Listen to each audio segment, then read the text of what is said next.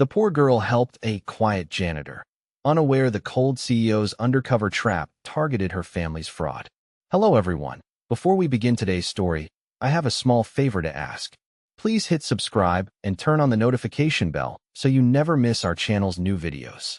It's quick, free, and the best way to support us in bringing you more dramatic stories. Your support means the world to us. Where are you watching from? Drop your city or country in the comments below. Thank you very much. Now, let's return to our main character. Emily Carter wasn't supposed to notice him at all. Not on a Tuesday morning when the office tower smelled like burnt coffee and copier toner, and everyone rushed past with eyes locked on glowing screens.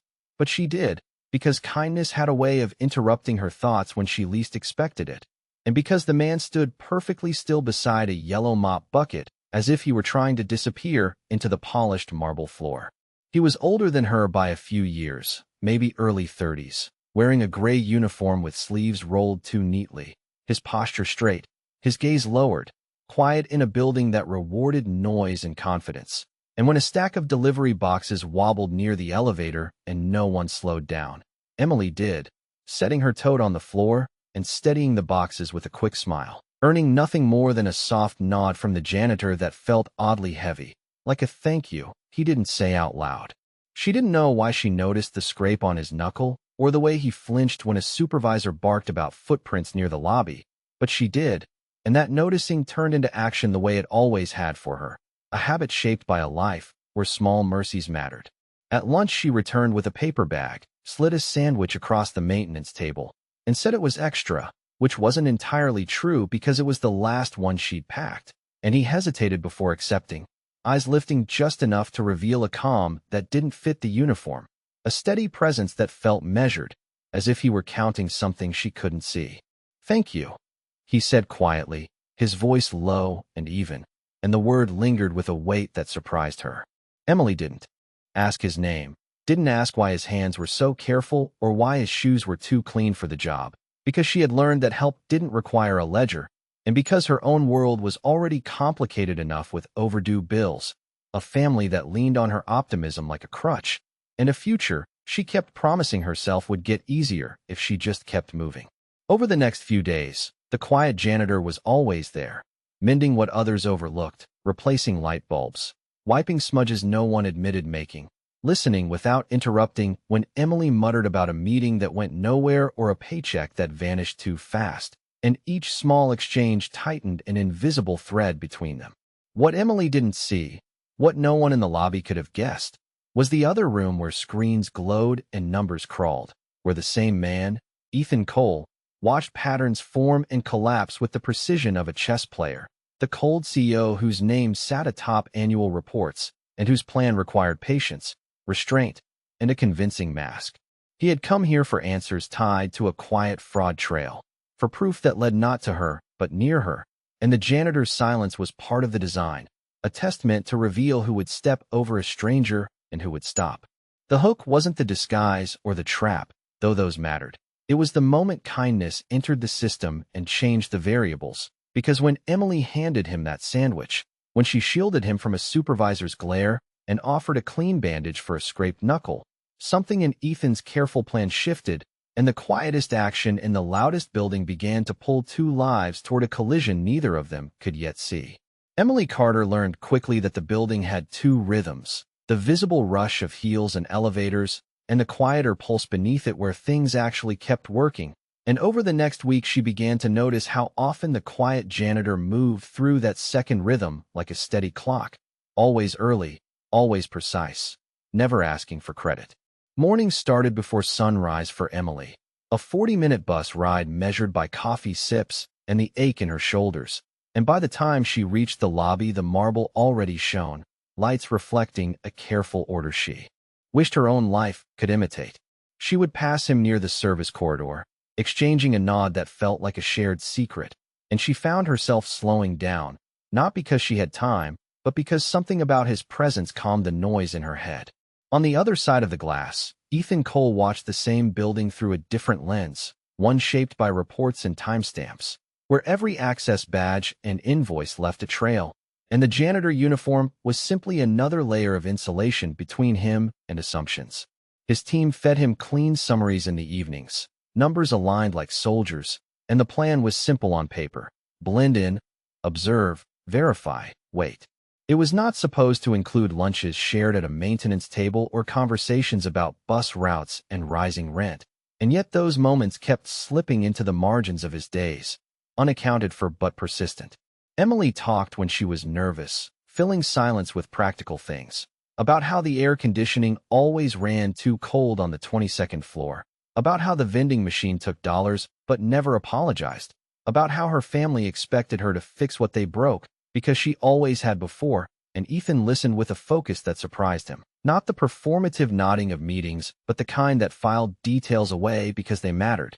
He noticed how she counted her change twice, how she packed leftovers with care, how she apologized when she asked for help carrying a box, as if asking were a debt, and those observations cut against the clean edges of his task. One afternoon, a spill near the elevators drew a supervisor's irritation, and before Ethan could respond, Emily stepped in with a light joke that eased the tension, deflecting blame the way she always did at home, and afterward she shrugged it off, saying it was nothing. But Ethan felt the shift, the way kindness altered outcomes without force. Nights returned him to a different silence, a temporary apartment with clean lines and no photographs, where he reviewed footage and cross-checked vendor names tied to a quiet irregularity that brushed the edges of Emily's world without touching her directly. And that distance mattered because it was the difference between a target and collateral. He told himself the separation was clear, that personal impressions were noise. Yet the next morning, when he saw Emily waiting for the bus in the cold, jacket thin, he offered her his extra gloves without thinking, an impulse that startled them both. And when she laughed and declined at first, then accepted with a soft thank you, something in him recalibrated. The building kept its secrets well, but patterns had a way of surfacing, and as the days aligned, Ethan felt the plan tightening even as his resolve loosened. The trap's geometry precise while the human variables refused to stay still, and in that widening gap, Emily continued to do what she always did, choosing care in small ways, unaware that each choice was being weighed not as data, but as proof. By the second week, the test Ethan had designed began to drift from theory into something messier. Because Emily's kindness did not arrive on schedule or in controlled doses, it appeared where systems failed and people looked away. The morning the copier jammed on the 22nd floor and deadlines tightened like a knot, Emily watched the quiet janitor work patiently while complaints stacked up around him, and when a manager sighed too loudly about delays, she stepped forward with a calm explanation that bought him time, her voice steady, her eyes apologetic in a way that softened the room. Ethan registered the exchange the way he registered everything, cataloging reactions, noting who chose convenience and who chose decency, and the result unsettled him because Emily's choice came at a cost she could not afford. Her lunch that day was an apple and a granola bar, and when he offered to share coffee later, she declined with a smile that tried to hide fatigue, saying caffeine made her anxious, a small lie meant to protect pride. Outside the building, her world pressed in with quieter urgency, a voicemail from her mother about a bill that could not wait, a text from a cousin asking for help she did not have, and Emily absorbed it all the way she always did, by tightening her shoulders and promising herself she would figure it out.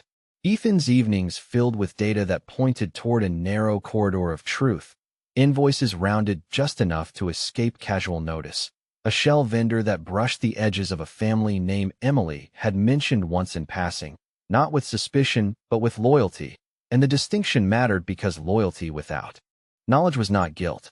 He reminded himself of the plan's purpose, of the need to be precise, and yet when he reviewed footage of the lobby, his attention drifted back to Emily's posture when she listened, the way she leaned in as if presence itself were a gift. The next test was simple and designed to be fair, a small ethical fork meant to measure response without harm. And when the moment arrived, Emily surprised him again by choosing transparency over advantage, by returning a misplaced envelope rather than pocketing it, by asking questions instead of making assumptions, and Ethan felt the ground shift under a plan built on predictability. He adjusted, narrowed scope, delayed conclusions, telling himself that patience was not weakness, but the adjustment carried weight, because each delay pushed the reveal closer to a person who did not deserve to be blindsided. One evening, as the sun dropped behind glass towers and the building emptied, Emily stayed late to help a co-worker finish a task, and Ethan found himself mopping an already clean floor just to remain nearby, listening to her laugh echo briefly in the hall, a sound that contradicted the quiet he wore like armor.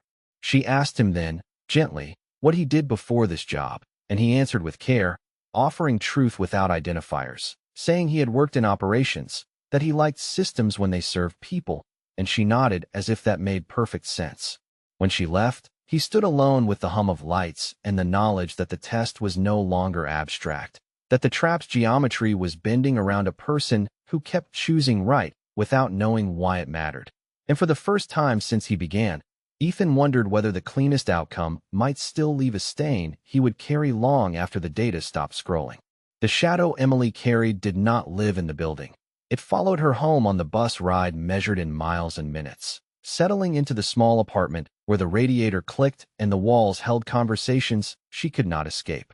That week, the calls came earlier, her mother's voice tight with worry, her cousin's messages clipped and urgent, and Emily listened with the patience she had practiced since she was young, sorting problems like laundry she did not remember buying.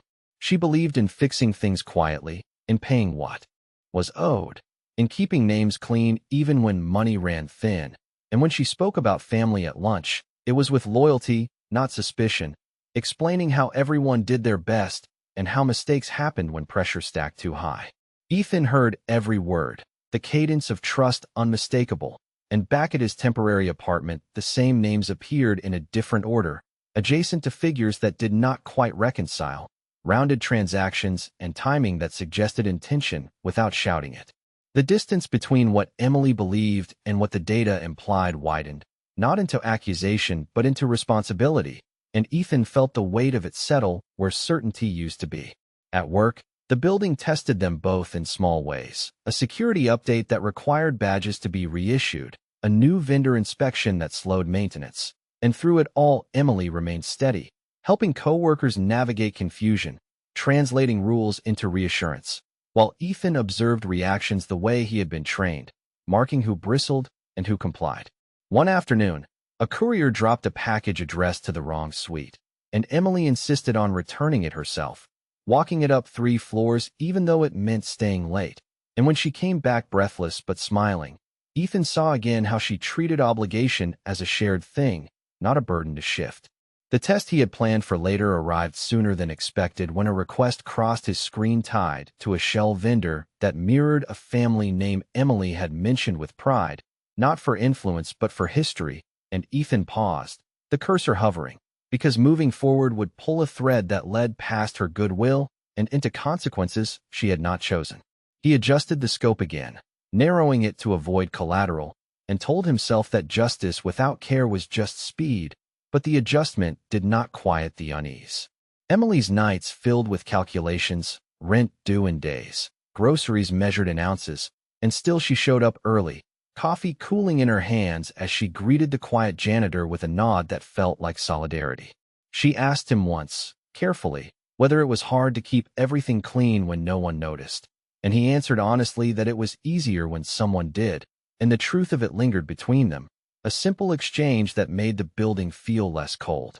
The following morning, an internal memo rippled through the floors about compliance reviews, and Emily felt a knot form, not because she feared wrongdoing, but because reviews had a way of punishing the careful along with the careless, and she called her mother during a break to ask questions she had avoided, about a side business, about help offered by a distant relative, about promises made under stress.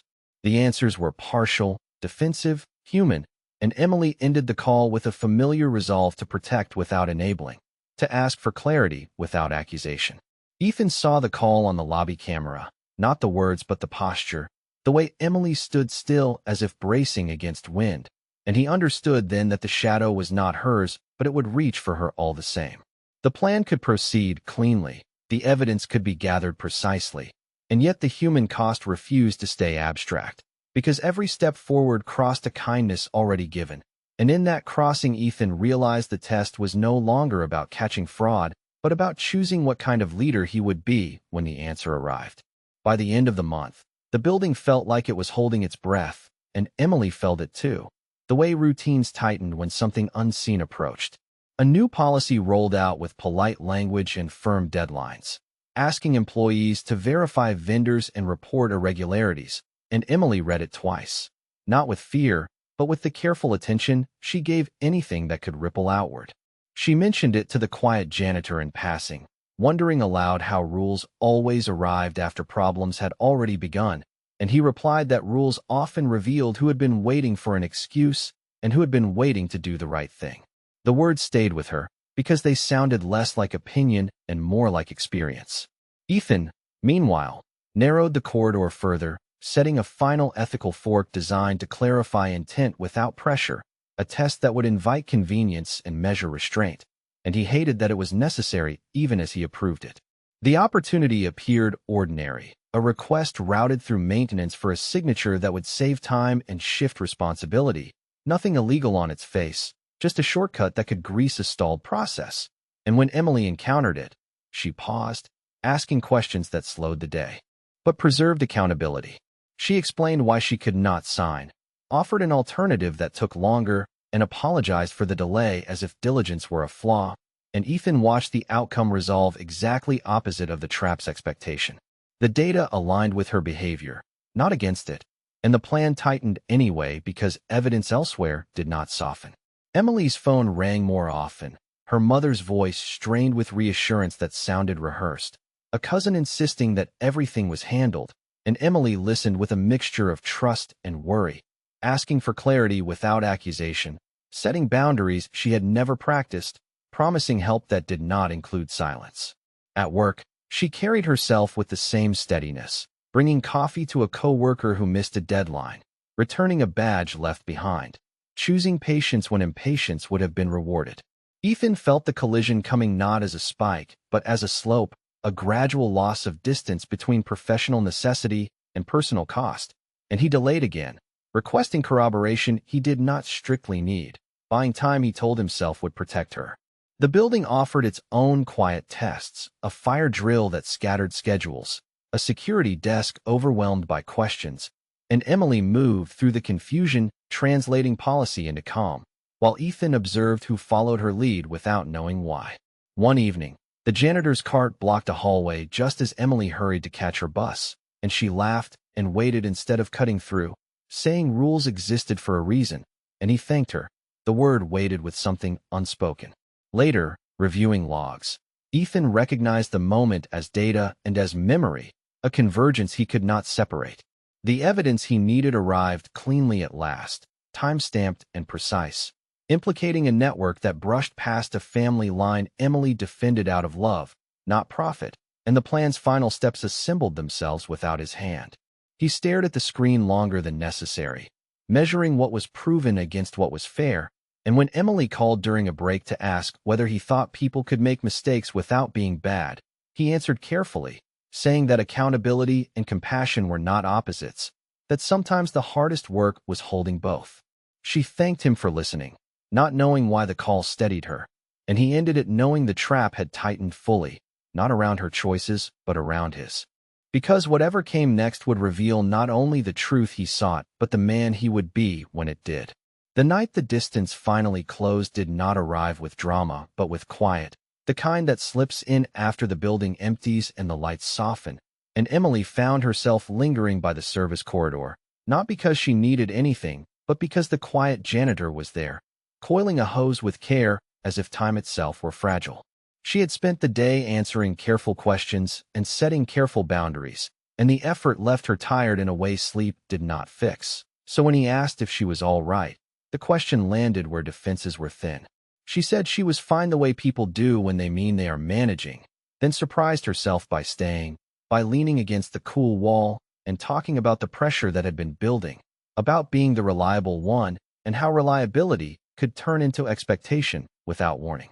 Ethan listened without interruption, the habit of leadership giving way to the discipline of presence, and when she paused, he did not rush to fill the space, letting her choose what came next. She spoke about family, about loving people who made choices she did not fully understand, about the fear that asking too many questions might break something she could not afford to lose, and as she spoke, The words steadied her, turning worry into shape. He responded carefully, not with advice but with acknowledgement, saying it was possible to love people and still insist on truth, that care did not require blindness, and the simplicity of it loosened something in her chest. She smiled then, small and genuine, and thanked him for being easy to talk to, a compliment that felt like a gift he had not earned honestly. The building hummed around them, a distant elevator bell, a vent sighing, and for a moment the plan receded entirely, replaced by the immediacy of a person choosing to trust. Ethan felt the breach as it happened, not a mistake, but a crossing, because he answered a question she had not asked yet, telling her he understood what it was like to carry responsibility early, to be seen as capable before being allowed to be human. He did not mention boardrooms or balance sheets, only the weight of expectations, and the loneliness that came with them, and Emily nodded as if recognizing a familiar map. She shared a story from childhood about counting coins on a kitchen table, about promising herself she would never let money decide her values, and when she laughed at the memory, he laughed too, surprised by the ease of it. Time slipped, the last bus approaching, and when Emily checked her phone, she frowned, realizing she would miss it, and without thinking Ethan offered to walk her to the stop, a small thing that felt suddenly intimate. Outside, the air was cool, the streetlights painting long shadows, and they walked side by side without hurry, talking about ordinary preferences, favorite soups, routes that felt safe at night, the kind of details that build a sense of someone rather than a story about them. At the stop, she thanked him again, this time for listening, and said it mattered more than he knew, and he felt the words settle like a vow he had not been invited to make. The bus arrived, doors sighing open, and as she stepped aboard, she turned back and waved, a simple gesture that carried trust forward into the dark. Alone on the sidewalk, Ethan stood still, the breach widening into consequence, because the plan no longer existed in isolation from a person who had offered him her truth without conditions. He returned to his apartment and opened the file he had avoided all evening, the evidence complete, the path clear, and he closed it again, realizing that whatever came next would test not her integrity, but his, because the hardest part of leadership was not uncovering truth, but deciding how to hold it without breaking the people who deserved care. The first crack did not announce itself as betrayal, but as inconsistency, a set of small moments Emily could not quite align no matter how carefully she tried. It began with a badge reader near the service elevators that responded to the quiet janitor with a soft green light even after maintenance hours had ended, something she noticed only because she was counting steps while waiting for a late file to upload, and when she asked about it, he smiled and said some doors remembered permissions longer than people did. The answer made sense and did not, and Emily tucked the feeling away, the way she always did when doubt threatened to become unfair. A few days later, she overheard a phone call in the corridor, his voice low and steady, speaking in complete sentences that carried authority without volume. And when he noticed her, he ended the call and apologized, the moment passing too quickly to interrogate.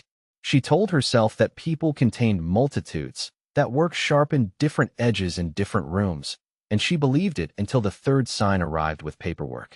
A courier stopped at the maintenance desk asking for a signature, and the quiet janitor took the clipboard with practiced ease, scanning lines the way Emily had seen executives do, then handed it back with a correction that saved the courier a second trip. Emily laughed it off, calling him thorough, but later, alone at her desk, she replayed the moment and felt the weight of it settle. The building hummed on, but Emily's attention shifted from helping to noticing, from smoothing to measuring, and she hated the way suspicion crept in because it felt like a violation of the trust she had offered freely. She tested herself gently, asking questions that sounded casual, about how long he had worked there, about training, about systems, and his answers were careful, true without being complete, and the incompleteness rang louder than a lie would have. Ethan felt the shift too, the way her eyes lingered a beat longer, the way her questions carried intention, and he told himself that partial truth was still truth, that revealing everything now would compromise the work, but the justification thinned as the distance closed. He adjusted again, removing himself from certain corridors, avoiding moments that might sharpen her doubts. Yet the very care he took made the pattern clearer, not quieter. One afternoon, a senior manager stopped by maintenance to ask about a facilities report, addressing Ethan by name he had not shared, then correcting himself with an easy laugh, and Emily felt the ground tilt beneath her feet. She said nothing then, choosing composure over confrontation, but later she asked Ethan directly whether people often mistook him for someone else. He met her gaze and said that people sometimes saw what they expected to see, and the answer, gentle and evasive, landed like a closed door. That night, Emily rode the bus home with the city blurring past, weighing loyalty against clarity, remembering the kindness he had shown her. Without conditions, the way he listened without fixing, the way he had walked her to the stop without expectation. She called her mother and asked again about the side business, about who had access to accounts, about why names appeared where they did, and the answers came with rehearsed reassurance that did not settle her, and Emily realized the pattern extended beyond the building. That secrecy wore different uniforms, but moved with the same careful steps. The next morning, she arrived early and found the quiet janitor in the lobby, conferring with security in a way that looked less like request and more like coordination. And when he noticed her, the look that crossed his face was not fear, but regret. Emily smiled anyway, not because she was comfortable, but because she was kind, and kindness did not vanish when it was tested. Later, she found an email in her inbox copied to a small list, written in a tone she recognized from policy briefings, precise and measured, and his name appeared in the thread without explanation. She stared at the screen until the letters blurred, then closed it, choosing not to ask yet, because the question she needed to ask would change everything. Ethan watched her choose silence and felt the partial reveal settle between them like a held breath, knowing that the next truth would not be gentle, that the careful balance had tipped, and that whatever trust remained would be measured not by what he concealed next, but by what he was finally willing to say. The reveal arrived on a morning that felt ordinary until it was not, when the lobby lights were brighter than usual, and a small group gathered near the conference rooms with the quiet efficiency of people who knew where they were going. Emily sensed the shift before she understood it, the way conversations hushed as she approached, the way eyes flicked toward her and away again. And when she saw the quiet janitor standing apart in a clean suit that fit him as if it always had, the last thread of denial gave way. He met her halfway, not with urgency, but with resolve, and asked if they could talk somewhere private, and the request, respectful and final, told her the answer before the words did. Inside the glass room, the city pressed close, and he did not sit until she did, a courtesy that felt like a confession. He began without euphemism, saying his name was Ethan Cole, that he was the chief executive officer of Coal Industries, that he had been undercover in the building as part of an internal investigation tied to vendor irregularities, and that the scope had brushed against people she loved. The words landed one by one, measured and clear, and Emily felt them register in her body before her mind caught up, heat at her neck, a hollowing at her chest, the sudden clarity that reorders memory. She asked whether everything had been a lie, and he answered no, not everything. That the role had been a role, but the listening had been real, the walking to the bus had been real, the respect had been real, and she heard the distinction without accepting it. He continued, not defensively but carefully, explaining that the investigation was necessary, that it aimed at patterns not people, that he had delayed steps to protect her from being pulled into something she did not create, and the care in his tone cut as sharply as the truth itself. Emily stood then, the chair legs soft against the floor, and asked the question she had been holding, whether her family was the target, and he did not look away when he said that certain transactions connected to a relative were under review, that evidence suggested wrongdoing, and that she was not implicated. The room felt smaller, and Emily steadied herself with the table edge, anger and hurt braiding into something steadier, a demand for agency. She told him that her kindness had not been a test, that it had not been an audition, that it had been a choice made without knowledge of stakes, and that discovering it had been observed and weighed made her feel exposed. Ethan acknowledged it without qualification, saying that the power imbalance was real, that he had underestimated the cost of concealment, and that he was sorry. Sorry did not fix the fracture, but it mattered that he did not rush past it. Emily asked why he had not told her sooner, and he answered that timing had been a shield he believed would protect her, and that belief had been wrong. She listened, arms crossed not in defense, but in containment, then asked what would happen next. Ethan explained the process plainly: the review, the referrals, the separation of facts from assumptions, and he made one commitment without prompting, that he would put in writing her non-involvement and advocate for her protection from reputational harm, regardless of outcomes elsewhere. The commitment mattered because it named responsibility, not benevolence. Emily looked at him then, really looked, seeing the man who had mopped floors and the executive who moved markets, and felt the distance between those truths stretch and settle. She told him she needed space, that trust did not vanish in an instant, but it did not survive shock unchanged, and that she would not be a silent witness to decisions about her life. Ethan accepted the boundary, saying he would be available when she was ready, and as she left the room, the building resumed its hum, unchanged by the revelation that had altered everything. In the lobby, Emily paused, taking one steadying breath, choosing dignity over spectacle, and walked out into the day carrying the truth that kindness had not failed her, but power had tested it, and the test was not over. After the glass room emptied, the shock did not explode. It settled, heavy and persistent, following Emily through the revolving doors and into the city where the air felt sharper than it had an hour earlier. She walked the first few blocks without direction, letting the noise wash over her, replaying sentences she wished she had challenged and questions she had not known how to ask yet. And when she reached the bus stop, she sat instead of standing, hands folded as if holding something fragile. The kindness she had offered did not feel foolish, but it felt exposed, like a private language spoken aloud and recorded without consent. At home, the apartment greeted her with the familiar clicks and hums, and Emily placed her bag down with care, then sat at the small table where she had counted coins years ago, the memory arriving uninvited. Her phone buzzed with messages she did not open, coworkers checking in with polite concern, a missed call from her mother, and the weight of it pressed until breathing required intention.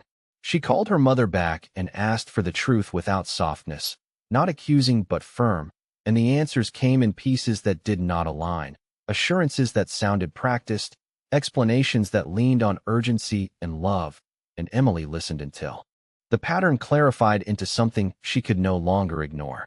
She said she could not fix what she did not fully understand, that she would not lie to protect anyone, and that accountability did not cancel affection, and when the call ended, the quiet felt earned and lonely.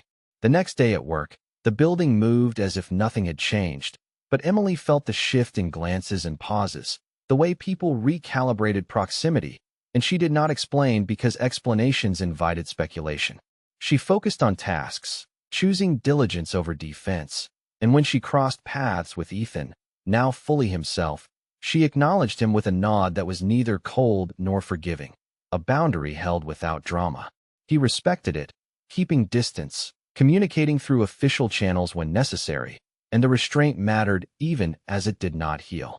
Rumors surfaced anyway, as they always did, thin and distorted, and Emily countered them by being visible, by doing her job with the same steadiness she had before, by refusing the performance of victimhood or complicity. At lunch, she ate alone by choice, not hiding but centering, and she wrote a list of what she could control and what she could not, a habit from harder times that returned with purpose. She could control her truth, her cooperation, her boundaries, and she could not control outcomes she did not create. Days passed with a measured rhythm, meetings scheduled, reviews initiated, timelines explained, and Emily met each with questions and documentation, not fear, and the clarity steadied her. At night, the breach hurt more than she admitted, not because she had trusted the wrong person, but because trust had been placed inside a system designed to measure rather than receive it, and the realization required grief. She allowed herself that grief without theatrics, walking longer routes, sleeping with the window cracked, letting time do the work it does best. Ethan sent one message through proper channels, brief and factual, confirming protections he had promised, and she acknowledged receipt without commentary, a professional exchange that held respect without intimacy. The collapse she had expected did not arrive as ruin, but as reorganization, a painful sorting that left her clearer about who she was when watched and who she chose to be anyway. By the end of the week, Emily stood at the bus stop where kindness had once felt simple and understood.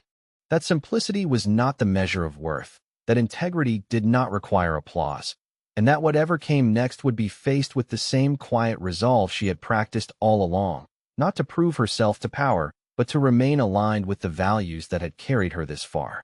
The process moved from rumor to record with a quiet inevitability, the way tides shift without spectacle, and Emily felt the change first in the questions that arrived with dates and agendas attached. Compliance interviews replaced hallway whispers, timelines replaced assumptions, and she entered each room with notes prepared and boundaries clear, answering fully where she could and saying so plainly where she could not. The distinction mattered, and it showed, because facts have a way of gathering around consistency. Documents surfaced that separated intent from proximity, showing how access had been granted without her knowledge and how signatures she never provided had been replicated elsewhere, and Emily watched the story reorganize itself around evidence rather than narrative. At home, the calls from family slowed and then sharpened, apologies arriving alongside justifications, and Emily listened with the same steadiness she brought to work, saying she would support accountability but not secrecy, care but not cover. The choice cost her comfort and preserved her self-respect, and she held to it, even when it hurt. In the building, a briefing was scheduled for department leads, then expanded, then postponed, the kind of administrative choreography that signaled conclusions approaching, and Emily was invited not as a subject, but as a witness, a distinction that eased something tight in her chest.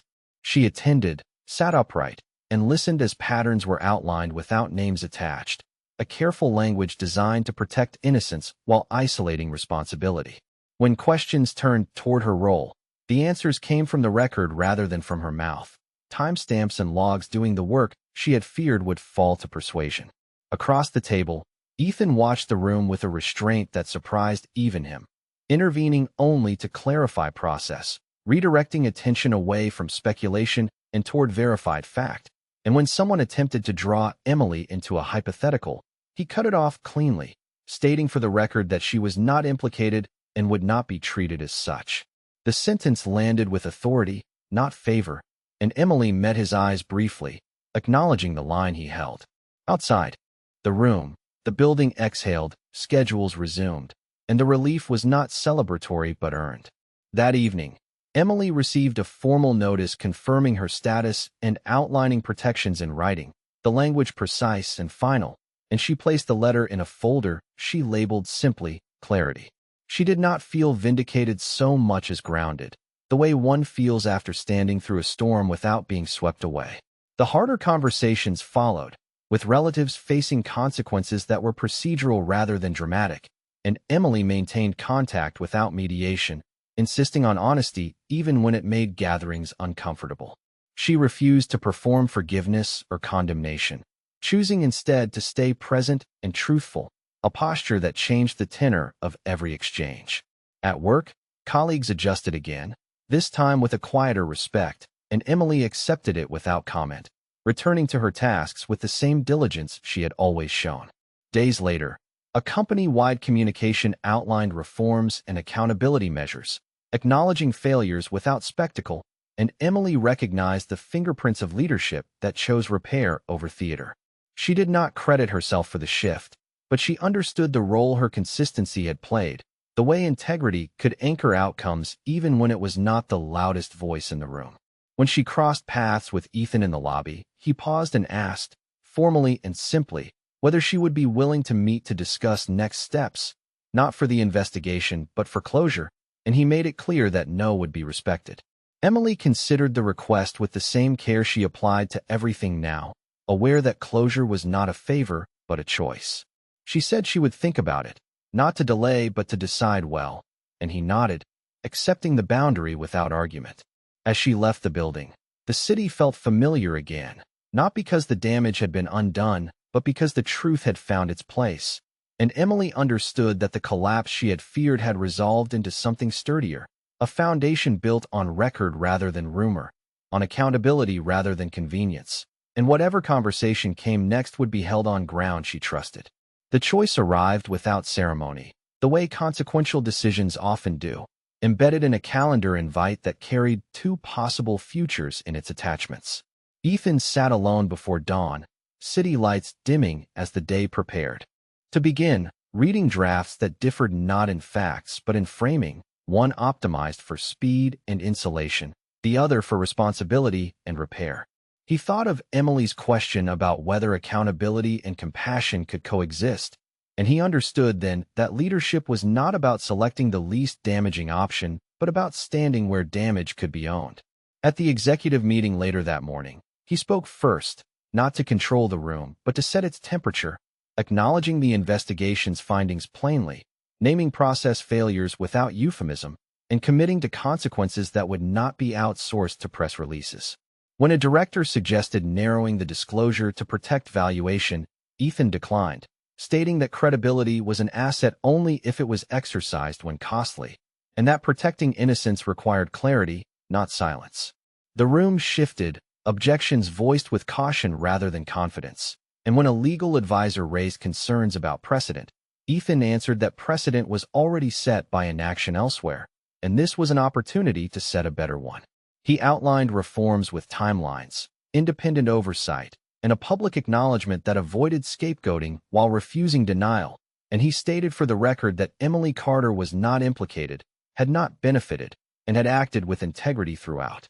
The sentence was not sentimental, it was precise, and it anchored the discussion where it belonged. Outside the room, news of the stance moved quickly, not as rumor but as confirmation, and Emily felt it not as relief but as a steadying weight lifting from her shoulders.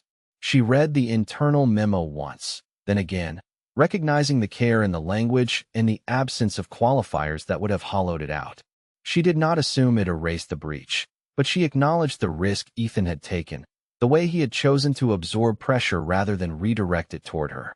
That afternoon, Ethan requested the meeting she had deferred, choosing a neutral space with windows and time enough to listen, and when Emily arrived, he stood, thanked her for coming, and waited. She spoke first, naming what still hurt without accusation, the imbalance, the observation without consent, the confusion that followed, and Ethan listened without defense, taking notes not for record but for memory. When she finished, he explained his choice to the board not as penance, but as principle, saying that he had decided the investigation would not be completed at the expense of someone who had acted in good faith, and that leadership required drawing lines that protected people, not just organizations. He did not ask for forgiveness or resume closeness. He asked whether there were harms he could still address. Emily considered the question carefully, appreciating the way it invited agency, and said she wanted assurance that protections would endure beyond headlines, that processes would change in ways that prevented future concealment, and that he would not frame her kindness as proof of his benevolence. Ethan agreed to all three without negotiation, committing to written safeguards and independent review, and acknowledging that her kindness belonged to her, not to his narrative. The meeting ended without resolution of feeling, but with alignment on action, and that mattered. In the weeks that followed, Ethan followed through visibly and consistently, submitting to oversight, engaging stakeholders with candor, and absorbing criticism without deflection, while Emily returned to her routines with renewed clarity, no longer carrying the investigation's weight in silence. Colleagues noticed the change in tone from the top, the way questions were invited rather than managed, and Emily understood that the choice Ethan had made would ripple outward long after their story receded from attention. One evening, as she left the building, she paused at the threshold and felt something settle, not reconciliation but respect earned through consequence. She did not know what place Ethan would have in her life beyond this chapter, but she knew the measure by which she would judge it, and she walked into the city with the quiet confidence of someone who had chosen integrity and seen it answered with action. Time did what time does best. It made room for meaning to change without forcing it, and the weeks that followed unfolded with a steadiness that felt earned rather than given. The reforms took hold in visible ways, independent audits scheduled and completed, vendor lists rebuilt with transparency, training rewritten to emphasize consent and accountability, and Emily watched the systems she once navigated quietly begin to reflect the values she had practiced privately. Her role expanded not through promotion but through trust, colleagues seeking her input on clarity and communication, and she accepted without inflation, remembering that influence did not require a title to be real. Ethan remained present but restrained, honoring boundaries with consistency, and when they crossed paths it was with an ease that suggested healing did not require erasure of the past. One afternoon, as spring edged into the city and the air softened, Ethan invited Emily to review a draft of a community partnership proposal, not as a favor, but as a safeguard, asking her to flag blind spots he might miss, and she agreed on the condition that credit be shared and outcomes measured publicly. He accepted immediately, and the collaboration felt different from before, not secretive or asymmetrical, but grounded in consent and shared purpose. As the partnership launched, resources moved toward programs that emphasized prevention and education rather than optics, and Emily saw firsthand how structure could amplify care when designed with humility. At home, her family navigated their own consequences, accountability settling into routine rather than crisis, and Emily stayed present without rescuing, the balance she had practiced finally becoming habit. The city marked milestones quietly, a bus route adjusted, a library extended hours, and Emily noticed how small changes accumulated into something sturdier than hope alone. One evening, after a long day, she found herself walking the longer route by choice, passing the building where everything had shifted, and she paused at the service entrance that had once felt like a second world. Inside, maintenance staff worked with easy camaraderie, and Emily recognized that the dignity she had seen there had not been a disguise, only a context. Ethan met her outside, not planned but coincidental, carrying a folder rather than a phone, and they walked a block together without agenda. He thanked her then, not for her kindness but for her insistence on agency, saying it had changed how he measured success, and she accepted the thanks without deflecting, recognizing the difference. She told him that trust was not a switch, that it grew with evidence and time, and he nodded, saying time was something he could offer without expectation. When they reached the corner, he stopped, not assuming continuation, and asked whether she would like to get coffee sometime, not to revisit the past, but to see whether something honest could grow in daylight. Emily considered the invitation with the care she had learned, checking not only her feelings but her boundaries, and she said yes with conditions, that it remained simple and unremarkable, that no narrative be attached, and that either could walk away without explanation. Ethan agreed, relief tempered by respect, and they parted with a small smile that carried no promises beyond presence. In the days that followed, they met occasionally, choosing places where anonymity leveled the field, talking about books and routines, and the ways people repair trust, and Emily noticed how consistency reshaped her memory, not erasing harm, but contextualizing it. The measure of justice revealed itself not in grand gestures, but in ordinary continuity, in systems that no longer required her vigilance to remain fair, and in a relationship that advanced only when both consented. As the season turned, Emily understood the payoff she had not anticipated, that the quiet choice to remain aligned with her values had returned to her not as reward, but as resonance, a life that felt coherent.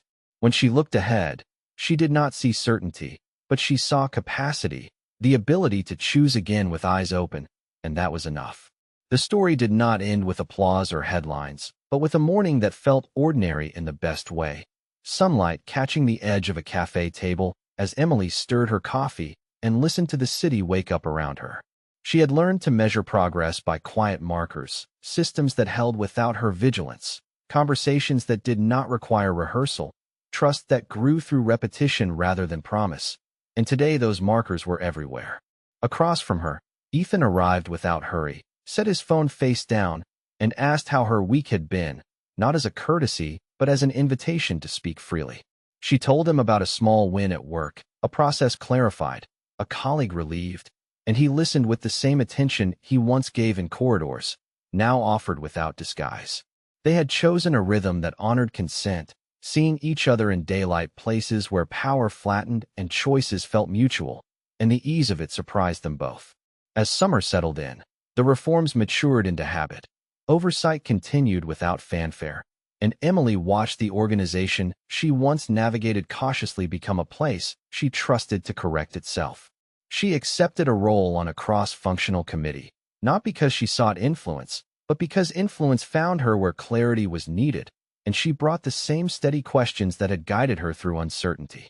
At home, her family rebuilt with honesty, relationships reshaped by accountability rather than silence, and Emily remained present without carrying what was not hers to carry, a balance that freed energy she had spent years conserving. One evening, they walked along the river, the water reflecting a city that looked both familiar and new. And Ethan spoke about leadership not as position but as practice, the discipline of choosing transparency when concealment tempted. And Emily added that kindness without boundaries was not kindness at all. They laughed at how often they finished each other's thoughts now, not because they agreed on everything, but because they respected the space between. When Ethan asked what she wanted next, not from him but from her life, she answered without hesitation, saying she wanted coherence, work and relationships aligned with values, growth that did not require erasure of self. And he nodded, saying he wanted the same. The answer felt like a promise made to themselves rather than to each other, and that made it sturdier. Weeks later, at a community event launched under the new partnership, Emily stood among volunteers and neighbors, watching resources move where they mattered, and she felt the quiet satisfaction of seeing care scaled without losing its shape. Ethan stood nearby without spotlight, credit shared, outcomes measured, and when a reporter asked about lessons learned, he spoke about listening, about consent, about repairing systems rather than polishing narratives, and he did not mention Emily by name, honoring the boundary she had set. As the sun dipped, they found each other at the edge of the crowd, and Emily reached for his hand without ceremony, a simple choice that acknowledged trust rebuilt through action. He squeezed back, not possessive but present, and the gesture felt like a culmination earned. Later, as they parted for the evening, Ethan asked whether she would consider moving forward together, not with urgency or certainty, but with commitment to the practices that had brought them here, and Emily smiled, saying yes to continuing, to choosing again each day with eyes open. The city lights came on one by one, ordinary and reliable, and Emily understood that the justice she had sought had arrived not as retribution, but as alignment, systems corrected, relationships grounded, love chosen without disguise. She walked home with a steady step, knowing that her kindness had not been a trap or a test but a compass, and that following it had led her not to perfection but to a life that felt true, where power answered to integrity and love grew in the space where honesty was allowed to stay.